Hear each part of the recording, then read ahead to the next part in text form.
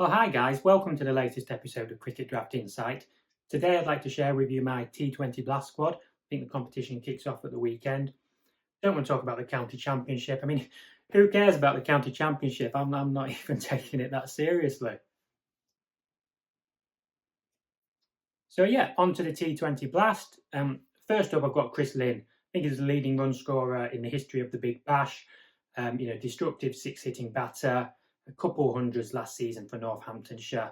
I'm a bit worried he might be susceptible to the odd back spasm, but I'm hoping he's going to lead the way for my batting lineup. Alongside him, I've got Hampshire's Tom Prest. No disrespect, he is a little bit of a fill-in player. I'll come to when I get to my subs later. But at 71k, he seems like a logical selection. Alongside them, I've got Colin Ackerman.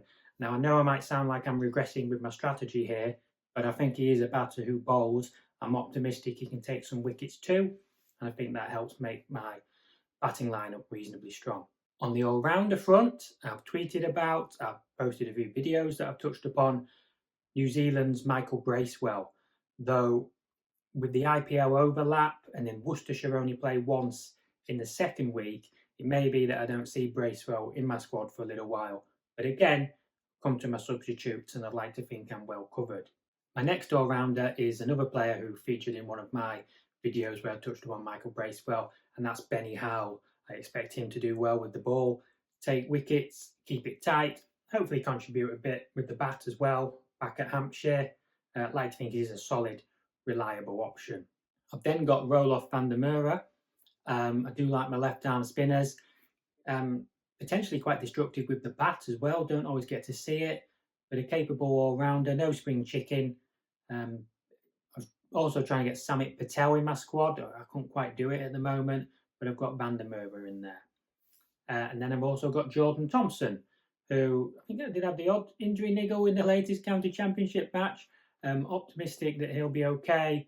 Touched upon in a video, I'm hopeful that he might go up the order a bit. Very capable of clearing the ropes. Yes, he'll probably be a bit expensive, but I think he will take wickets. So he finishes off my all-rounders.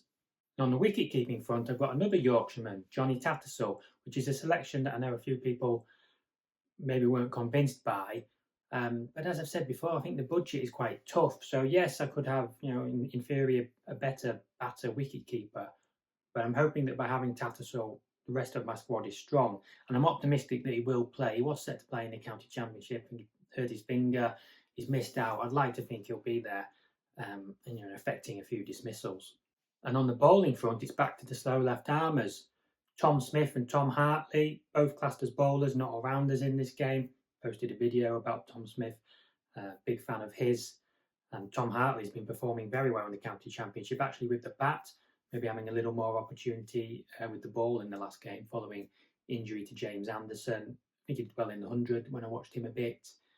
So they're in there, along with Freddie Heldreich. Now, I know a lot of people are very keen on Jake Lintott, two unorthodox. There's about a 20k difference there. Admittedly, Lintott, he's played a bit more. Economy rate is a bit tighter. But Heldreich took wickets last year. I just have a bit of an obsession with slow left-arm bowlers when it comes to T20 Blast. They often open the bowling, seem to take a lot of wickets. So Smith, Hartley and Heldreich are my bowling lineup. On the bench, I've got Colin Munro. So I'd like to think he's going to come in for Prest. Nottinghamshire play once in the first week, but I think 3 times in weeks 2 and 3. So I'm optimistic that Munro alongside Lynn can be extremely destructive. I've got Danny Lamb in the all-rounder category. Again, I think Lancashire are playing a few times in the first week or two. So if necessary, if Michael Bracewell's not going to be around at 70k, I think Danny Lamb is a shrewd one. Shaheen Shah Afridi, another one that I've touched upon in a video. Expect him to take wickets. Nottinghamshire playing lots of games. Hopefully contribute with the bat as well. And then I've probably got a non-existent wicket-keeper, Ben Wells, Gloucestershire, is it? He played a little bit in the past. You never know. And I mean, if Tattersall doesn't play, then obviously I've got to have a bit of a rethink. But the good thing about the T20s is you can make some amendments, I think, as the week is progressing, dependent on when the games have started. Though, I mean, I don't have much money left. So in terms of taking players in and out, we'll have to see what happens. But that's my squad. I want to say full of optimism, but then I've seen some of the teams that other people of posting. They look quite strong. Vince, Hales seem to be popular. It's interesting what I said with T20s. I thought the teams wouldn't be similar, but then admittedly a lot of people share their teams and they look quite similar to me. But if they're successful, then that's fine, isn't it? So gets up and running at the weekend. I think a bit of a clash with the county championship, the way the games are, games up. So hopefully one competition or the other might get some points over the course of this week and this weekend. But I hope you're looking forward to the blast. Lots of shared opinions out there on Twitter. Lots of really good information that people are putting out there. I'm hopeful that the points are going to come thick and fast, and I hope you really enjoy it. Thank you very much for watching.